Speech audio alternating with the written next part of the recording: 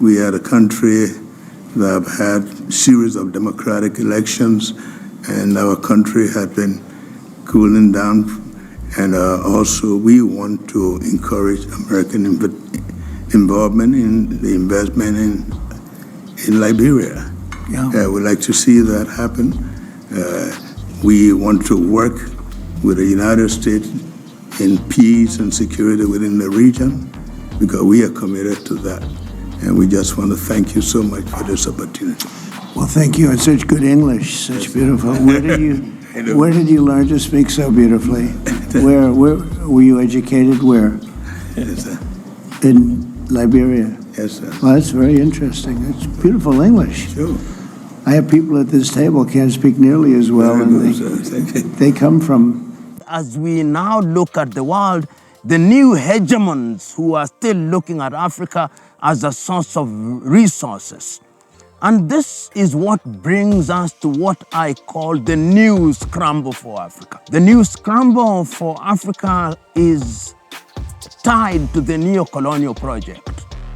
That African countries have a flag independence, complete with black leaders, complete with national anthems, complete with structures that were inherited from the colonizers, but they are not independent. An African called C.O. Makame has written a book, Dependent Independence. And the Nigerian Adekeyo Adebajo has written a book, The Curse of Berlin, which it talks about the false independence in Africa. What do we see now? We see countries engaging Africa in a very unique way. We see the United States of America, which considers itself the hegemon in the world, summoning African leaders to Washington, telling African leaders to do through the IMF and the World Bank, entering into negotiations for their resources. There is a scramble for Africa. We see the Chinese in a very subtle and non-threatening way, present in Africa through infrastructural development, subtle, engaging the continent of Africa in a unique way. We see Turkey engaging with Africans. If they are not in Somalia, they are present in Libya. If they are not present in Libya, they are present in Kenya. The Turks are here with us. We see the Emiratis with us. We see the Japanese with us. We see the Germans with us. We see our old friends from Russia with us. Everybody is with us. They are with us because Africa, as Pliny the Elder rightly said, something new is always coming out of Africa. And the reason why it is important to interrogate this is because this scramble has many nuances. There are those who want to engage with Africa in a manner that is mutually beneficial. Yet there are those who want to engage with Africa in a manner that is parasitic and controlling. When we talk about the new scramble for Africa, the question that comes to mind is scramble for what? We are the old scramble, but we are scrambling for the continent of Africa in the 21st century. And they are old and new players. What is their target? Let us look at each of the players. We must remember in that regard the geopolitics that now dictates the affairs of the world. Why are the Americans here? They are here because we live in a world that in their view is hostile. The Americans are here because they want to control. They want a new sphere of influence.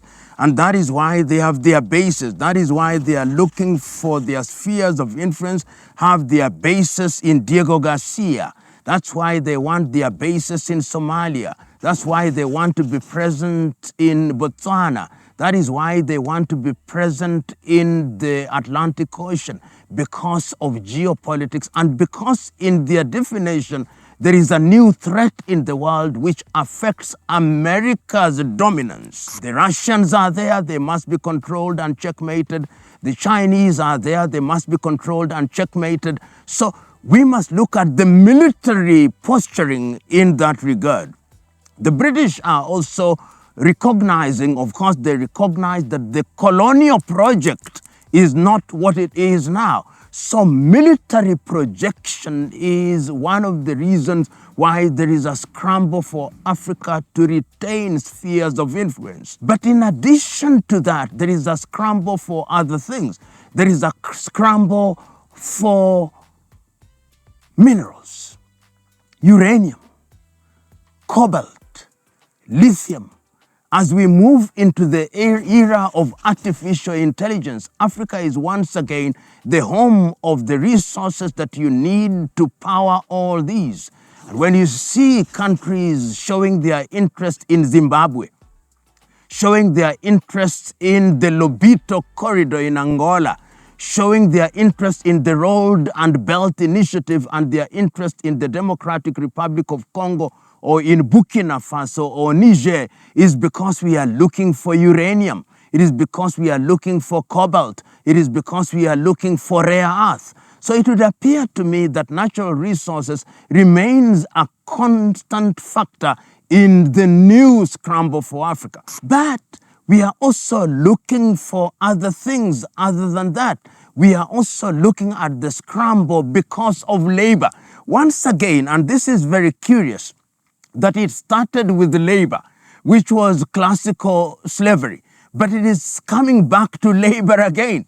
Coming back to labor because the young African population is being spirited to Saudi Arabia, being spirited to the Emiratis, being spirited to Germans, being spirited to different parts of the world in the health sector. And this is perhaps how I have always understood the green card. The green card is not because people love you, but periodically you look at the labor you want and the blue card in the European Union. So the scramble is in that phase. And that is why new players are also important. You know, when you visit Dubai, they have a safari park. They have imported animals all from the continent of Africa so that you have a park which is created and you don't in their mind have to come to Africa. There is this new scramble. And you look at it even in terms of the peace initiatives that are taking place. Why is it that Qatar has become so important now in peace initiatives in the continent of Africa? Because they want to position themselves. I also know that the new scramble is about food production.